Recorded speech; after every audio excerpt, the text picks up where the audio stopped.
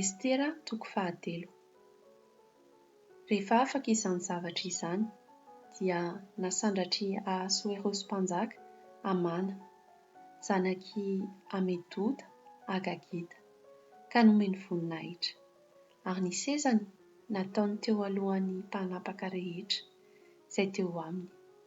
Ary ny mpanompon'ny mpanjaka rehetra izay teo am-bavahadin'ny mpanjaka dia nandohalika sy niankohaka teo anatrehan'ny Amana. Fa izany no didin'ny mpanjaka. Fa Mordekay kosa tsy mba nety nandohalika na niankohaka. Dia hoy ny mpanompon'ny mpanjaka izay teo am-bavahadin'ny mpanjaka tamin'ny Mordekay: nahoana ianao no mandika ny didin'ny mpanjaka?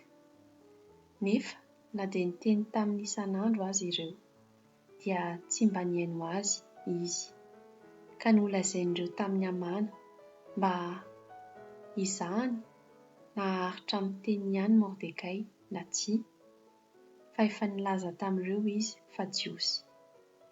Ary rehefa hitany Amana fa Mordekay tsy mba nety nandohalika na niankohaka teo anatrehany, dia atezitra loatra izy. Ary nataony Amana ho zavatra kely loatra ny hanintsy tanana hamelan'ny Mordekay irery ihany, fa hifanambara azy ny firenen'ny Mordekay, ka dia nitady handringana ny jiosy rehetra eran'ny fanjakan'i Ahasuerosy koa izy, dia ny firenen'ny Mordekay.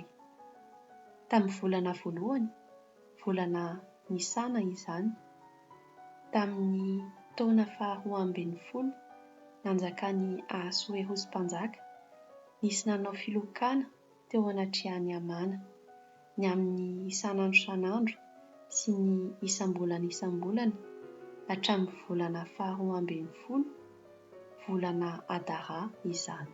Ary hoy Amana tamin'ny Ahasuerosy mpanjaka: nisy firenena iray efa miparitaka sy miahaka eny amin'ny firenena samihafa isa-tokony eran'ny fanjakanao, ary hafalalana noho ny firenena rehetra ireny, sady tsy mba mankatoa ny lalan'ny mpanjaka, ary tsy mendrika amin'ny mpanjaka ny hamela azy hoeny.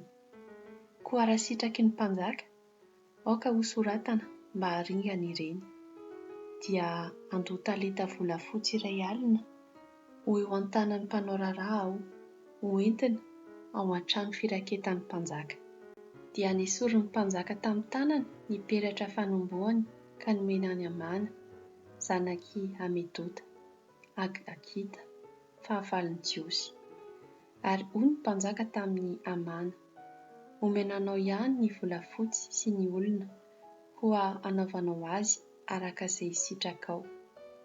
Dia nantsoina ny mpanoratry ny mpanjaka tamin'ny andro faha 13 tamin'ny volana voalohany, ka nosoratana izany arak'izay rehetra nandidiny Amana ho an'ny solompanjaka sy ny governora tamin'ny isa-tokony ary ny mpanapaka ny firenena rehetra, ho any amin'ny isa-tokony araka ny sorany avy, ary ho amin'ny isam-pirenena araka ny fiteniny avy. Dia tamin'ny anaran'ny Ahasuerosy mpanjaka no nanoratany azy, ka notombohiny tamin'ny peratra fanombohan'ny mpanjaka.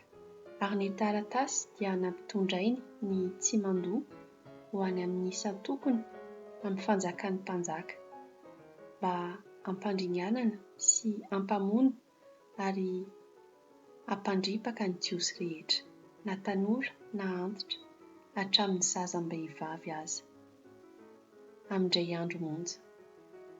Dia tamin'ny andro faha 13 tamin'ny volana faha 12, volana Adara izany, ary androban'ny fananany. Nikopehan'ny teny izay natao didy ho amin'ny isa-tokony amin'ny fanjakana dia nisokatra mba ho hitan'ny olona rehetra ampiomana azy ho amin'izany andro izany. Dia nivoaka ny Tsimandoha ka nododona ny tenin'ny mpanjaka, ary natsoina tany Sosana renivohitra koa ny lalàna, ary ny mpanjaka sy Amana nipetraka hisotro. fa ny tao an-tanàna Sosana kosa dia very hevitra.